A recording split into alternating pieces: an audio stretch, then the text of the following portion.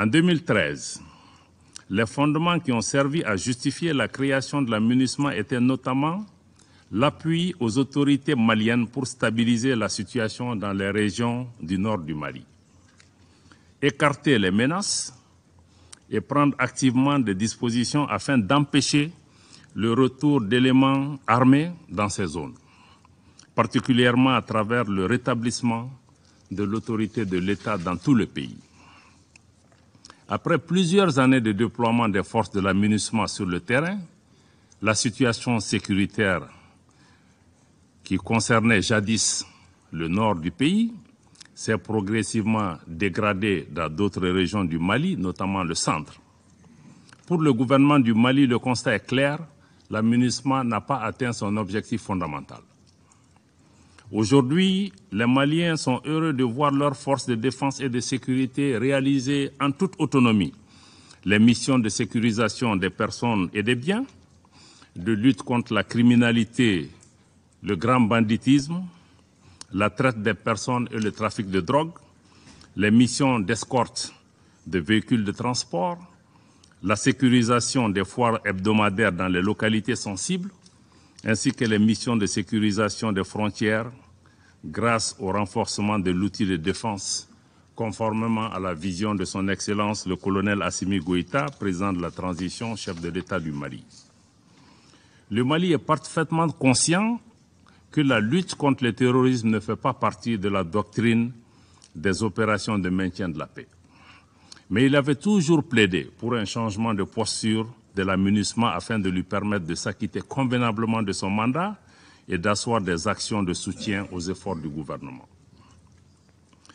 Le Mali a constamment coopéré avec les Nations Unies, et ce, en toute bonne foi. Dans cette approche constructive, nous nous sommes par exemple pleinement engagés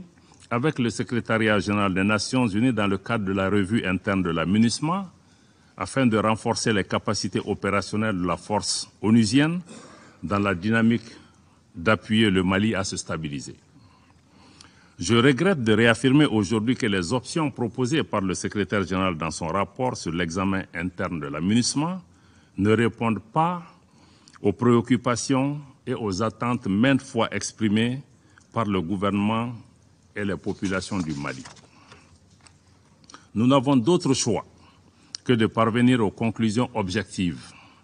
du bilan de 10 années de présence de la MINUSMA qui n'a pu apporter des réponses adéquates à la situation sécuritaire au Mali et dont les perspectives de maintien ne répondent pas aux impératifs de sécurité des Maliennes et des Maliens. Ni les propositions du secrétaire général, encore moins le projet de résolution en cours de négociation par les membres du Conseil, n'apportent de réponses appropriées aux attentes des Maliens. Ce projet de résolution, d'ailleurs, conforte la récusation de la France en tant que porte-plume, tant son contenu est hostile